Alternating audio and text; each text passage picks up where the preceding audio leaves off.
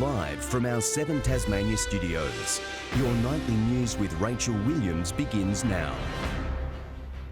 Good evening, everyone. Almost 2,000 brave souls have bared it all, plunging into the icy cold waters of the River Derwent for the annual nude solstice swim. The iconic dark mofo event attracting more people than ever before, welcoming back the sun after the longest night of the year. And a warning, despite our best efforts, this story contains some nudity. A cheeky start to the morning. The nude solstice swim welcoming the back of the longest night of 2019. A record-breaking 1,915 people bearing it all for the annual Dark Mofo celebration at Sandy Bay, bravely taking the plunge into the Derwent River as the sun rose at 7:42. But for many, it was only a quick dip. I had no idea, so it was nice to come down here and just experience it, yeah.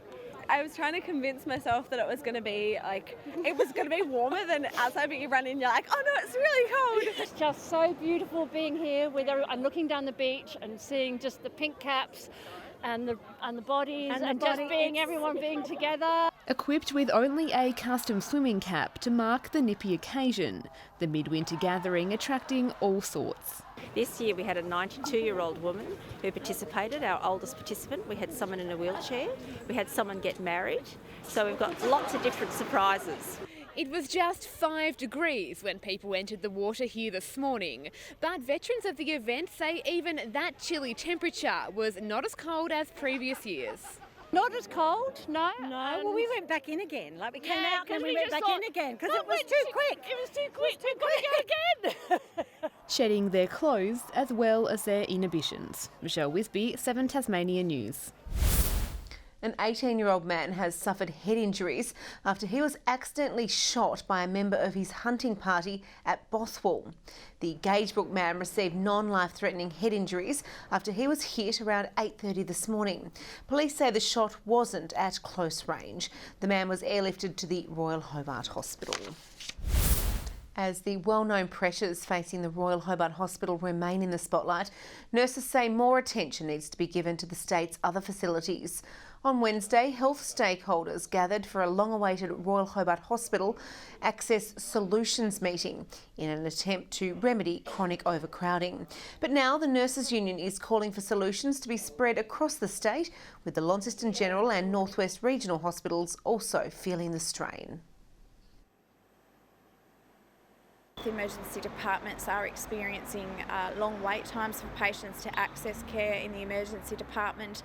There are significant delays of inpatients being able to access inpatient beds. The government says it's working to finalise the actions arising from the Access Solutions meeting, which are due to be released next week. Wildlife specialists have begun a survey of the Lowhead penguin colony after a spate of dog attacks. Authorities fear little penguins could become extinct from Tasmania's mainland unless pressures are resolved. And a warning, this story contains distressing images. Survey work underway today, trying to pin down exactly how many little penguins call Lowhead home. We're looking to map the extent of the penguin colony. We've had a number of dog attacks here over the last couple of years. The community and Parks and Wildlife, BirdLife Tasmania, we're all concerned that the colony may actually have shrunk as a result of those dog attacks. Last October, 58 penguins were killed in an attack. Another 12 were lost in March. Wildlife advocates are hoping this survey will uncover the extent of the population, exactly where penguins go and how close they get to nearby dog exercise areas.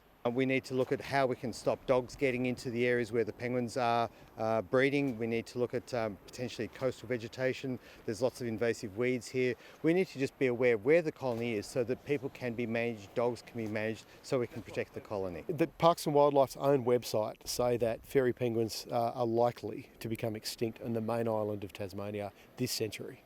In response to attacks here and at other colonies, the government is reviewing dog control laws. The Minister is reviewing the Act, is putting some resources into essentially like a penguin advisory group, which Eric's part of. And that penguin advisory group is helping roll out the kind of projects that we're seeing this morning. Michael Breen, 7 Tasmanian News. Some of Tasmania's cheapest suburbs for house prices are bucking the property market downturn. Realestate.com.au has highlighted Chigwell, Herdsman's Cove and Gagebrook as the top 3 neighbourhoods for price growth in Hobart. They all topped 20% year-on-year growth, with Chigwell's median price up to $326,000. The latest ABS data showed national capital city prices slumped more than 7% on average over the last year. Lauderdale has produced a stunning second half to beat Glenorchy and challenge for top spot on the TSL ladder. Ben and Matt McGuinness were dangerous for the Southern Bombers in their 5-goal win.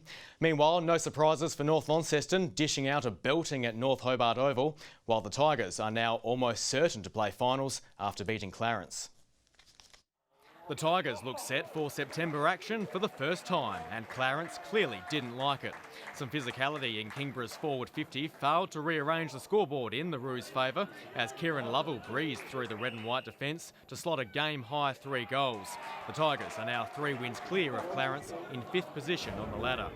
It was clinical for North Launceston. Brad Cox-Goodger and Bart McCulloch formed an unstoppable alliance against lowly North Hobart.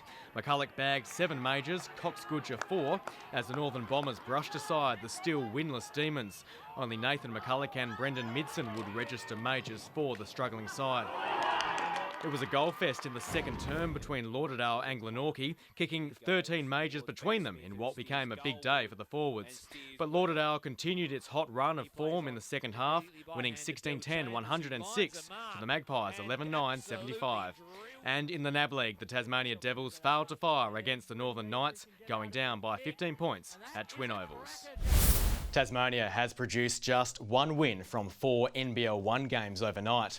The Hobart Huskies men's side scraped through with an 89-86 point win over Knox. Meanwhile, the Huskies women's side was thrashed by 34 points. The Launceston Tornadoes were comprehensively beaten by ladder leader Geelong 89-57. While the Northwest Thunder put up a brave fight in their clash against Geelong, but was beaten by 5 points. And finally tonight, what you're about to see isn't for the faint-hearted. It's called The Insane Ride and has daredevils crossing everything from tree trunks to tractor tyres on 2 wheels. You can't be precious about your bike or body if you're willing to try this. It's called The Insane Ride, and for good reason. Riders endure a full throttle thrashing of obstacles at every turn. Hard on your arms, hard on your legs, hard on every part of your body you can imagine, and mental too. It's a subculture of the motocross craft known as hard enduro, and it's catching on in Tassie. More than 100 riders are here today, giving those like Cressy's Chris Bales the chance to mix his 2-stroke powered skills with the best in the nation. Dad always said it takes a special man to spend 10 grand on a motorbike and then throw it into terrain like this, so yeah, I don't know, it's totally different. It's good to see, and it's really starting to take off. Today's prologue is just under 2 kilometres in length. Tomorrow is a 35-kilometre epic crisscrossing the Central Highlands. So if this teaser looks exhausting, just wait for the real thing. The frost will still be on the logs. Hopefully they get out clean, straight down a hill climb into the track. They've got 8 hours to try and finish. Good luck.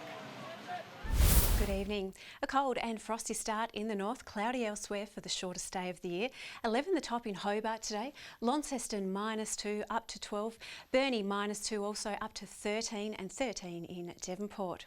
Elsewhere it was 13 at Smithton and on King Island, Flinders, Low Head, St Helens, Grove, Ouse and Strawn all 12, Lyowetty -3 up to a top of just 3 degrees today.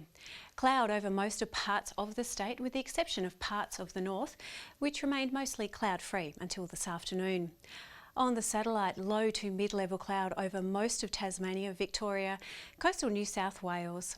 Tomorrow high will move slowly through Bass Strait, continuing to dominate the weather over much of the country. Coastal waters tomorrow and southwest to southeasterly winds at 5 to 15 knots, becoming variable in the afternoon. Swells to 2 to 3 metres in the west and south, around 2 metres in the east. No warnings for tomorrow, so onto the forecast. A partly cloudy day in Hobart, a top of 12. Richmond 11, 10 at Ooze. Launceston morning frost, then sunny, -3 to 12. A sunny day for Devonport 11. Deloraine a cold start, up to 10. The sun shining in Burnie tomorrow 11 degrees, Strahan partly cloudy 11 also, and Curry a mostly sunny day 13 on King Island. A sunny 13 forecast for St Helens and Whitemark, Swansea mostly sunny 2 degrees overnight up to 13 degrees. Taking a look at Monday now, fine day, widespread morning frost, severe inland. Onto Tuesday and morning frost but otherwise fine, and Wednesday a fine day apart from showers about the southwest and some light drizzle about the central north. Morning inland frost on the cards once again. Capital cities tomorrow, showers on the way for Perth, a top of 20. Darwin sunny and 30. Brisbane 21. Sydney showers and 16. Canberra frost then fine, a top of 12. Adelaide a sunny 14. Melbourne cloud clearing and 13 degrees. And right now it's 7 in Hobart, 8 in Launceston. Devonport sitting on 6. Rach, that's Saturday's weather. Wonderful. Thank you for that, Laura. Well, thank you for joining us. Have a great evening. Good night.